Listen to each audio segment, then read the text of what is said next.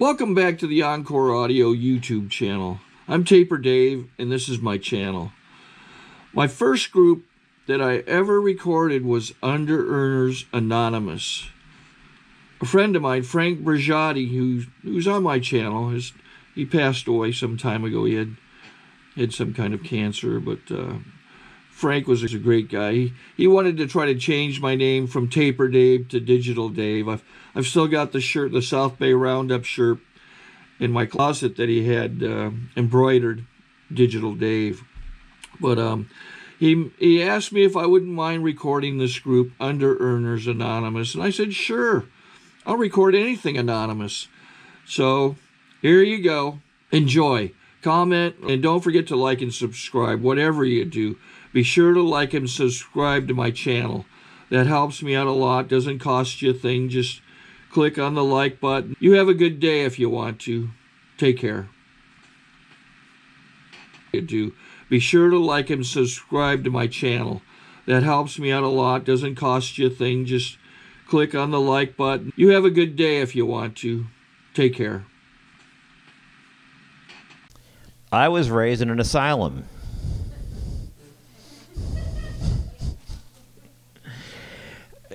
There was caution tape around my house. My friends had to have an escort to visit me.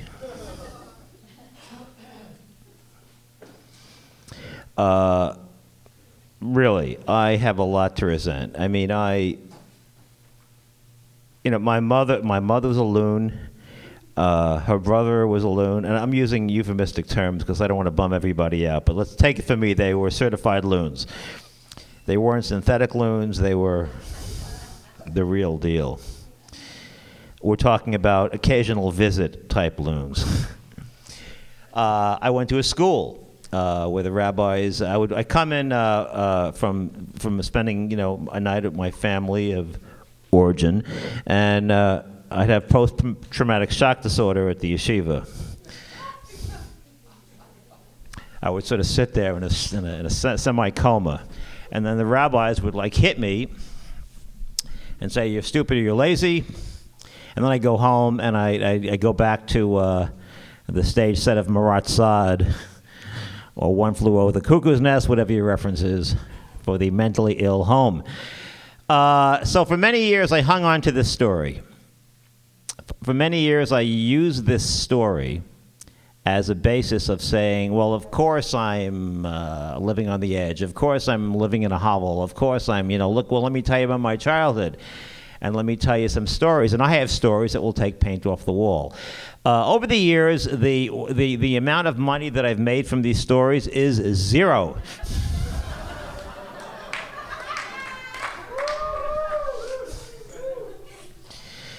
The amount of good I've gotten out of these stories is zero.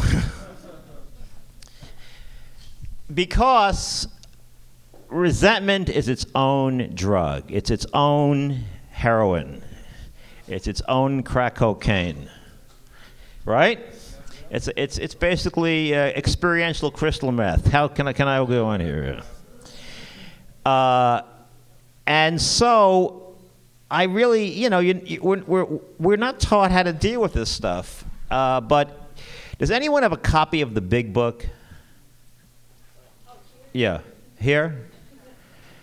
And could you, when you find, go into how it works, and find the paragraph where it says resentment is the #1 offender. Let me know when you have that. In the meantime, I will say that I've taken a lot of cheap refuge, and it's almost like if you're going into the resentment about how bad your childhood was, or your marriage, or your relationship, it's like picking up really bad drugs, because ultimately it is a drug. I mean, the mind is a drug-making machine.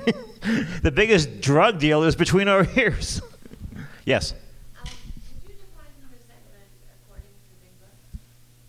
Well, Jerry, I mean, what does the word mean? Yeah, I know what it means according to me. Right.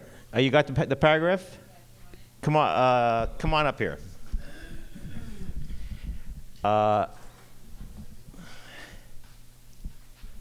Great. Okay. Resentment is the number one offender. It destroys more. I'm gonna use under-earners instead of alcoholics. Resentment is the number one offender. It destroys more under-earners than anything else. From it stem all form of spiritual disease, for we have been not only mentally and physically ill, we have been spiritually sick. When the spiritual malady is overcome, we straighten out mentally and physically. In dealing with resentments, we set them on paper. We listed people, institutions, or principles with whom we were angry. We asked ourselves why we were angry. In most cases, it was found that our self-esteem, our pocketbooks, our ambitions, our personal relationships, including sex, were hurt or threatened.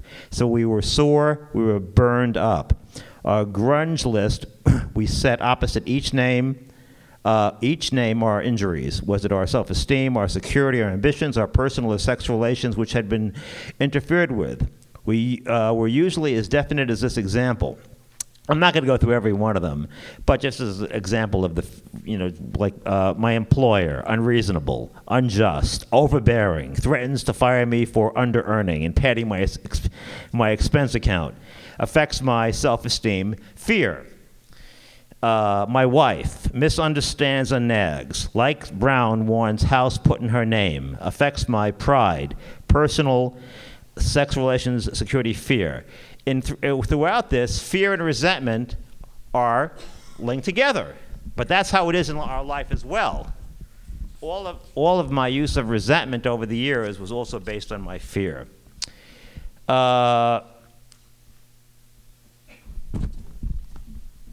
It is plain that a life which includes deep resentment leads only to futility and unhappiness. Does everyone agree with that?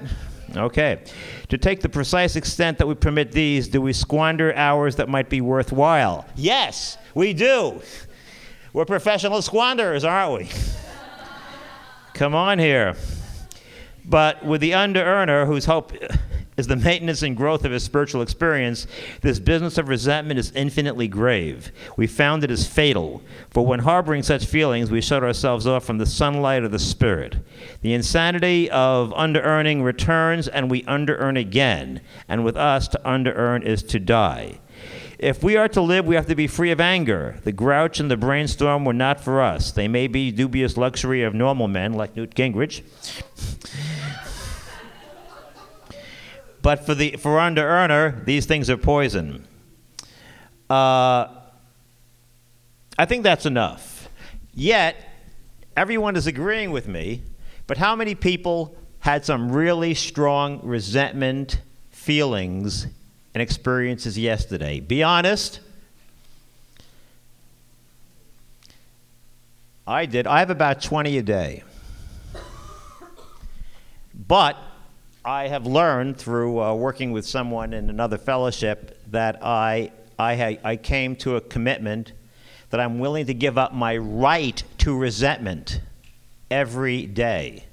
And the way I do that is that if I have resentment towards Joe Smith, I'll say I give up my right to resent Joe Smith, my creator. I'm willing you should have me, all of me, good and bad. I pray that you remove from me every single defect of character which stands in my usefulness to you and my fellows. And in the way of usefulness to you and my fellows, grant me strength as I go from here to do your bidding. Amen. Now, I will do that every time I have a resentful feeling. And for me, it's about 10 to 20 times a day. Yeah.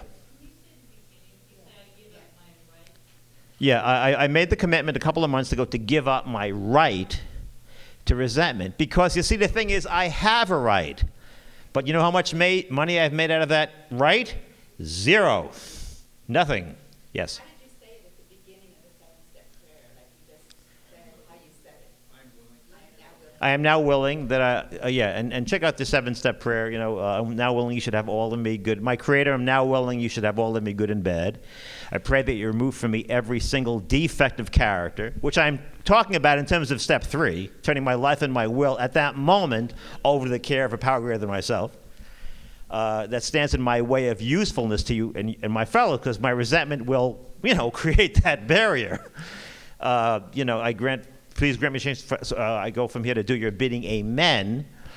And I'm doing that 20 times a day. And I've had experience in the last week where people would call me names. One guy called me a jerk a couple of weeks ago. And in my mind, what I used to do was go through some terrible Gothic retaliation of this person. And that would create a negative, toxic chemical reaction. But it also says, in this part of how it works, and I paraphrase, God, how can I hate this man? He's a sick man. May I help him if it be thy will for me to do so? And I do that as well. The amazing thing about that is the next day, you feel a lot better. And that most of that resentment by the next day will go away. And 2 days later, it's gone. And what it does is it opens up a whole new level of prosperity. And I've had some amazing business weeks through this process. It's opened up a whole new willingness to follow my vision, be of service, and really it opens up the sunlight of the Spirit. So we're going to do the same thing again. What I'd like you to do is write down now ways that you feel resentment got in the way of prosperity. How did resentment clog up the arteries of prosperity? Very much like a plaque. Gus, this is very much like putting in a stent in, in this artery toward prosperity. How did it happen? Maybe you were working with a client, and that client triggered something in you. Maybe you decided to just turn your back on him, be obnoxious. Again, as you know, work grudgingly. How did resentment hurt your earnings? How did resentment hurt your vision? How did resentment really block the sunlight of the Spirit towards good things in your life? And we're going to take 10 minutes to do the writing, and we'll follow the same structure as the last meeting. Dave, we're ready to rock, and the phone line. So start the input. Try to both work. Okay. You are. Hi. Yelena, Underearner.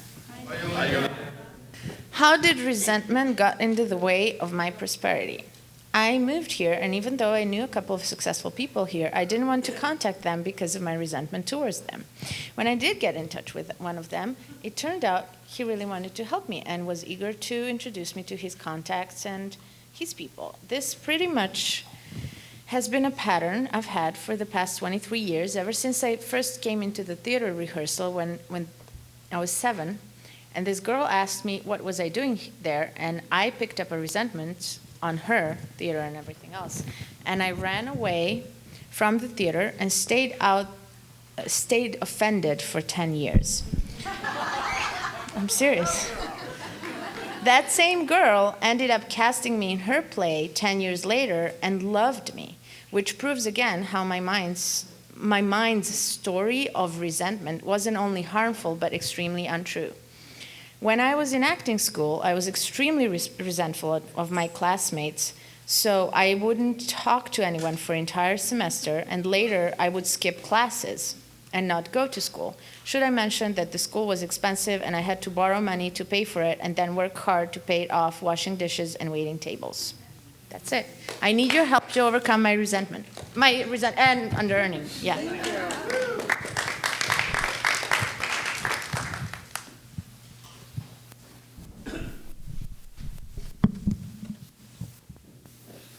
Thank you. My name's Neil. I'm an under-earner. Hi, everybody. I resented Irish people, and I was going to university in Ireland, and I didn't show up for school. I got bad grades, and I couldn't, no longer had the option to work in a country where I was getting my law degree. I resented my boss at a big law firm, and I was panicked, unclear, and I drank over it, and I lost my job in spite of working very hard.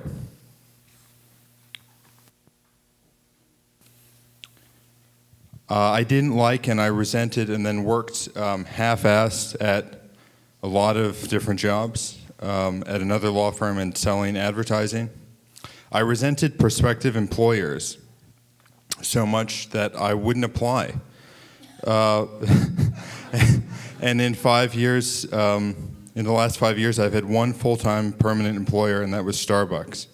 Sorry to interrupt your viewing. Taper Dave here. Just wanted to take a second to ask you to like and subscribe to my channel. Let me know if you like what you're listening. I've got some very good talks here, and this one's a great one. Just curious, do you think this is better than Zoom? Tell me what you think.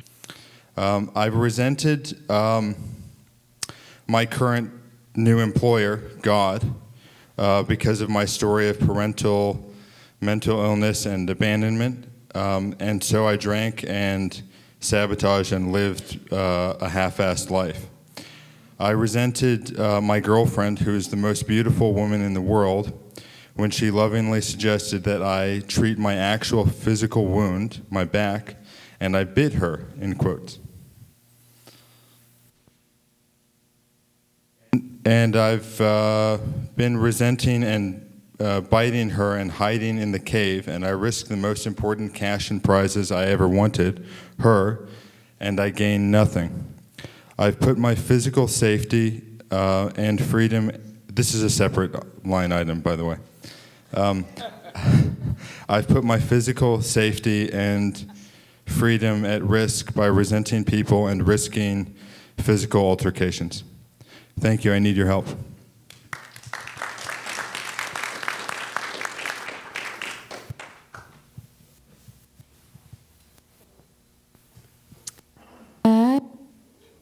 Hi, I'm Honesty, compulsive under-earner in recovery. Okie doke. Hi. Hello. Here we go. I resent clients at my B job for asking for something, quote, outrageous, unquote, even though it's always my choice to say yes or no. Always my choice. I'm the boss, which is extra funny. So then the thing that concerns me the most is I resent them, and then I spend wasteful time talking to my employees about this unreasonable customer, which takes away time from earning and or my vision. I resented a person who I had a business affiliate relationship with about a year ago, so I justified, because of my resentment, stealing lots of thousands of dollars from his company, which put me at risk for arrest, jail, bankruptcy, and he's also physically kind of scary. But more important than those things is it jeopardized my sense of integrity and gave me a major reason to call myself a bad person. That was the biggest payoff. I resent that I have untrained or undertrained staff, which I rushed through the system, and then I'm mad at them for not being trained. I resent my bookkeeper. This is the biggest one. I resent my bookkeeper for, quote, not helping me understand my business better, so I have to be in vagueness. Instead of taking, I know, instead of taking responsibility for my own fear of being assertive or my fears of managing people well. And then the biggest payoff is I don't know whether I have time for my visions because I'm not clear if I should be earning. And then in my vision, I did that separately, I'm glad. I resent long-winded people in this arts industry who potentially are blowing smoke at me, and I end up in conversations longer than I want to, so that when I end up at conferences for my art, those are the people that are like, oh, hi! And I don't pursue the more fruitful relationships potentially in the room, just because I can't be assertive in a simple conversation, or I choose not to be. I resent instrument salespeople. I think they're professionals, and I'm not. And then this is the big one that makes me want to cry, the last one. I really resent girls, especially girls who look like me, who allow themselves time to get training in the art that I do, and then I have really thoughts I'm ashamed of, like, well, I'm more intrinsically talented, they don't deserve the training I do, because I don't understand that anyone can have training and that I can have it too. Thanks.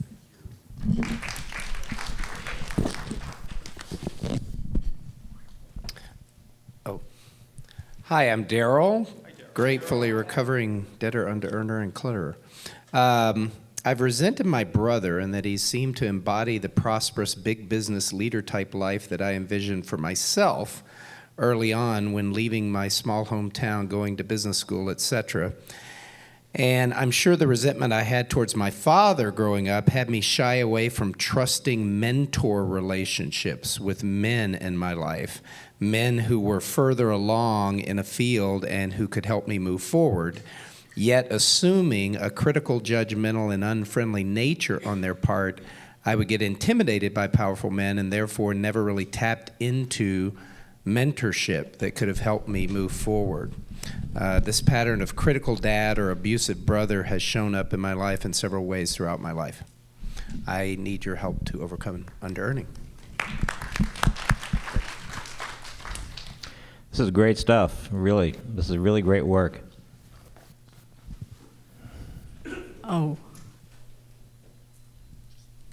Hi, I'm Monique. I'm new to Underearners Anonymous, and I want to be seen, so I'm going to stand up, because that's part of how I push people away, is by hiding.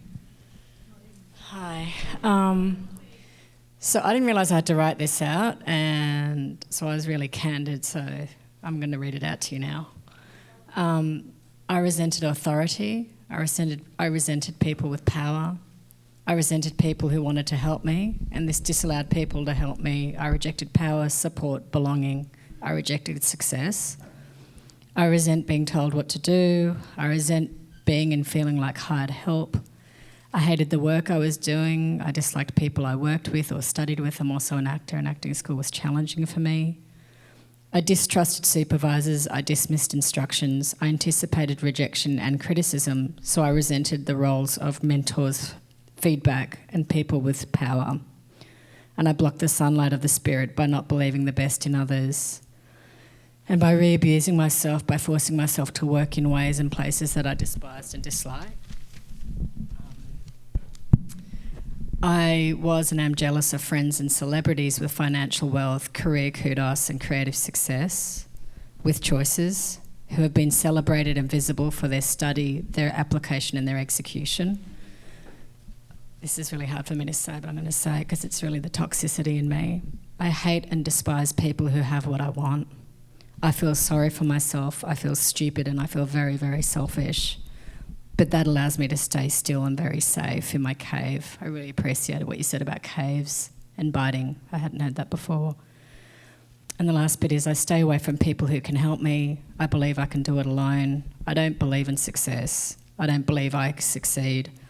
I despise sorrow. I also despise success. I resent others who have and say that I resent others who have, and I say I'm not worthy. I'm running away and I'm not being honest with myself, and I'm open to help. Thank you. Thank you. And I agree. I want cave, cave, and more cave. You just can't give me enough of it. Just give me dark, stinking cave, dark of the dark, mud, just bile, and I'm a happy guy. There we go. All right. Hi, I'm Spencer. Hey, Spencer. I'm a debtor, a clutter, and an under-earner. I hate that this comes up still, but it came up so strong and there's nothing else I could write about. In 1975, my ex-wife cheated on me. And when I used to look in the big book on the inventory where Mrs. Brown flirted with her boss, and then in the column it says, what did Mr. Brown do wrong? That used to light me up like a Christmas tree. My wife cheated on me, and what did I do wrong? Like a machine, you know? And recently, in the last couple of years, I've been able to, in step work with in step workshops and everything, they changed, instead of what I did wrong is like, what is my involvement? And that I could see so much better. And so I've been able to manage that, but it still lights me up when something looks like that. And so my favorite one came up again, and it runs me as long. And one of the things I wanted to do was really release it, so it came up, which is great. How did resentment get in the way of my prosperity or sunlight of the spirit?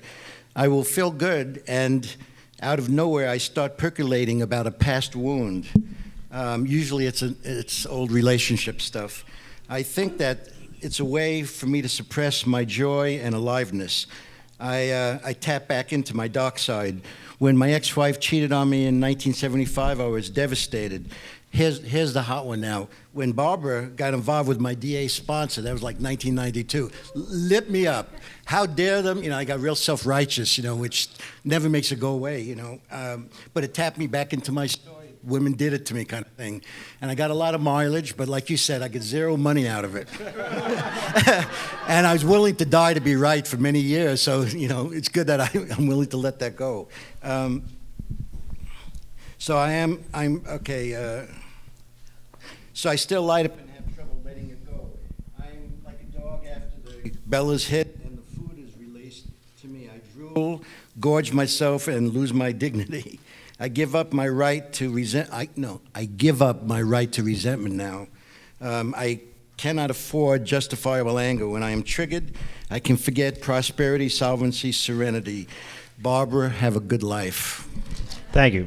Oh, John? yeah, and I need your help to help me to overcome my compulsive underearning. Thank you. Thank you. Jonathan, could you check the cell phone? I think it might be able, because I can't hear it as a monitor here.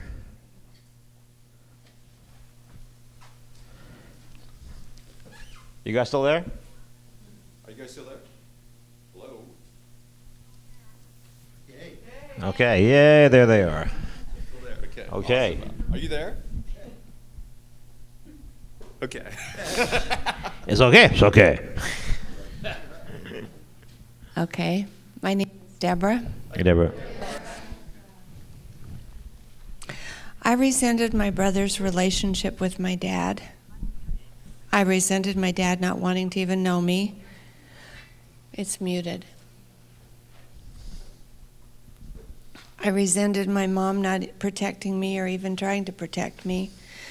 I resented my ex-husband for his stupidness, and how this affected me was really tremendous. Because my heart was filled with resentment, I couldn't see me or even believe in me. I thought my main purpose in life was to make life fair instead of just getting on with life. I thought life was supposed to be fair, and before I could take action, the cards had to be set straight. My brother made wrong, my dad made wrong, my ex-husband told to realize how stupid he was, my mom told to say she was sorry, and then I would start living my life. I put my life on hold to get it. Fairness first. This was really not in my best interest because I didn't follow through and sell my writing. I didn't play full out in my career. I didn't play full out in sales. I didn't even play full out in my marriage. Instead, I put my life and my talents on hold to wait until life was fair, and then I would be safe, and then I would live my life. In essence, I gave up on me. I gave up on my talents. I put my resentments, my need for fairness above me, above my talents, above money, above love, above happiness, above friendship, above relationships, above spirituality. I gave up on God, thinking God needed to set the record straight first instead of realizing that God was in charge and God was aligning my world for me to experience joy, love, friendship, success, abundance, and money. Thank you. I need you to help me overcome my underearning.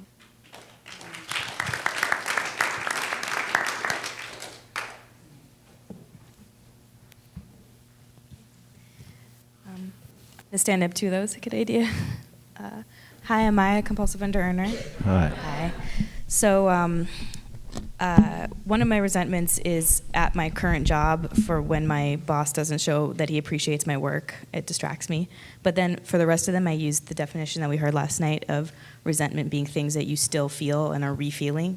So these are the majority of them. So resentment of my childhood sexual abuse leads to hiding from any form of visibility, whether it is attractiveness or success. Resentment of my mother's controlling nature led to me hiding and biting any authority figures in my work. Resentment of being controlled and forced to do things as a child left to me confusing freedom with time wasting. They seem like the same thing to me. Resentment of rejection by my peers in high school kept me afraid of rejection and avoiding fun in social life. Resentment of rabbis at school putting down women led to me putting down women and rejecting my own femininity. Resentment of rabbis scaring us about God led to a blockage in my spiritual path in recovery. Resentment of fearing my father's power over me has led me to fear all men.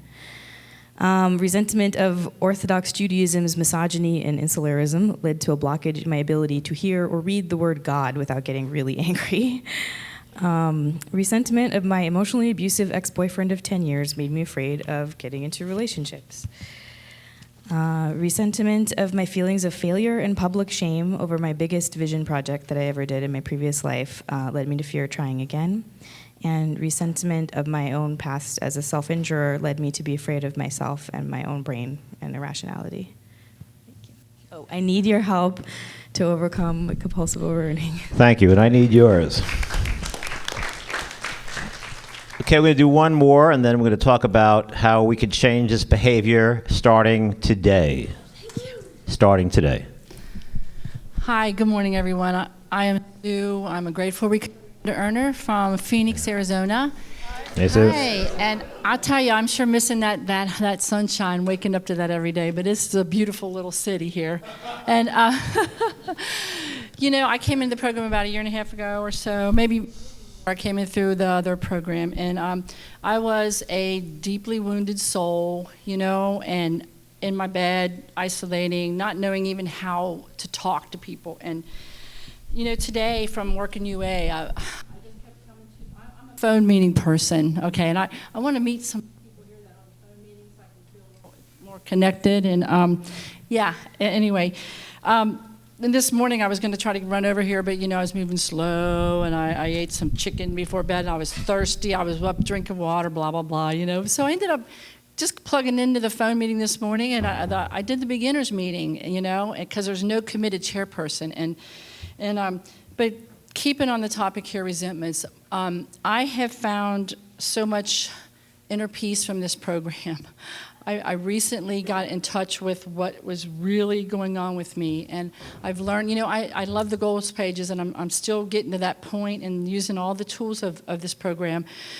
And I love the part in there about, you know, I gave up my attachment to suffering. It's like, if I have a resentment, I am a victim. I am making myself a victim. That little light went off a month ago, you know, and I moved to Arizona thinking I had this little fantasy of what it was going to be like. I'm going to come out here and play my guitar and get to be with my grandson and be in the sun all the time, you know. And my relationship started changing, my 24-year relationship. And all this stuff is being revealed to me now, and it's such a beautiful thing, but it's the most intense stuff that I've felt, and it's wonderful.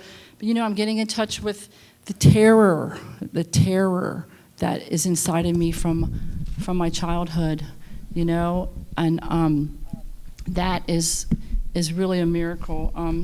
I was wanting to run from responsibility my whole life, and what I did was I lost my ability to respond to life, you know, and I don't know what the most important thing that I'm doing right now is I am angry at somebody. I have to discharge that feeling. I did not have anybody to take this to when I was a child. You know, if you get hurt and you look for your parents, then you cry, or you look for somebody, you know, but if you don't have anybody to take that to, it gets stuck. And I just keep recreating this pain, and this is like a miracle for me. I found people that I can discharge this energy to, and then it's going to move into my memory, and I'm not going to have this pain anymore, and it's a miracle. And through this program, I've got a chance at my future. I'm 57, you know. It doesn't matter how old you are, whatever. I'm excited about my life today, you know. I'm playing my guitar, and I'm trying to find my true outer self. I'm finding my inner self. But, you know, I think, like my friend, we went shopping and I bought this shirt, and I'm not sure about it. I feel like it's kind of a mariachi type thing, you know. And plus I'm thinking I kind of want a mullet, but, you know, but I know that's not in style. So I'm going to see what's going to manifest. I like the mullet, damn it. You know, what the hell? That's a secret of mine. I'm a mullet girl, you know. I love that little poof and the way it made my face look longer and not so wide, you know. So Anyway, I'm eventually going to find my external self, because I'm finding my internal self, and I'm happy about it. And I got a higher power today.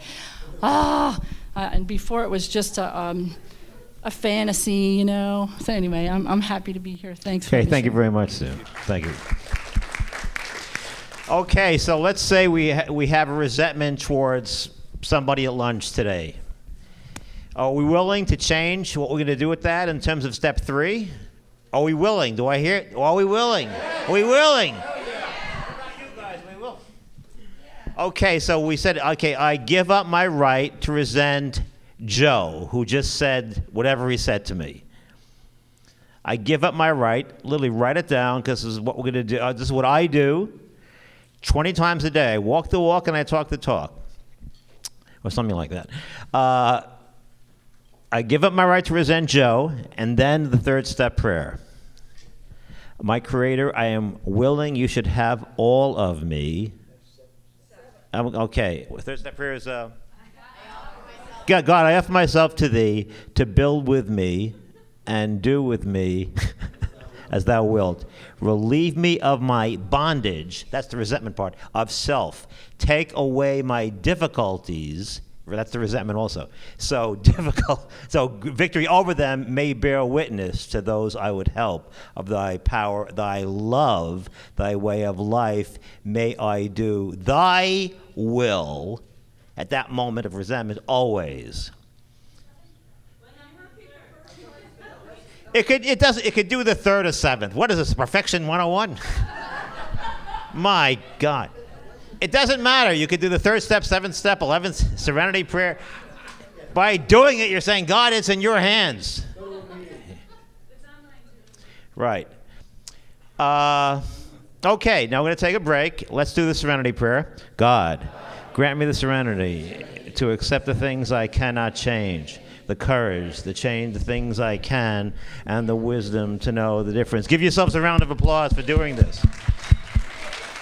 10 minutes. I'm going to come back, talk about timesheets and action partners and Arnold Schwarzenegger. I think we got a great talk going on here. Thanks for watching the channel. Taper Dave here.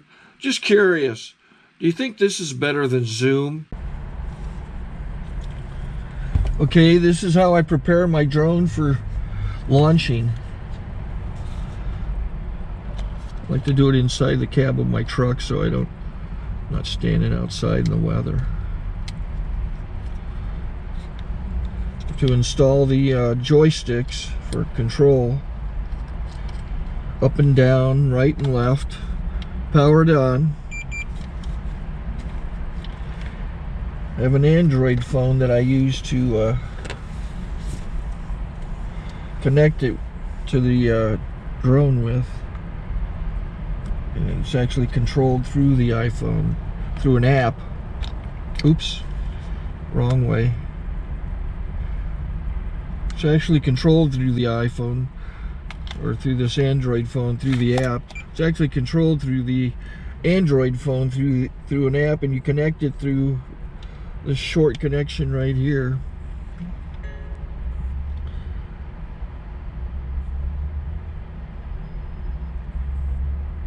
Remote control connected. Remote control's connected. So I pull out the drone. I have to extend the legs, long legs extended first, then the short legs. Remove the gimbal protector.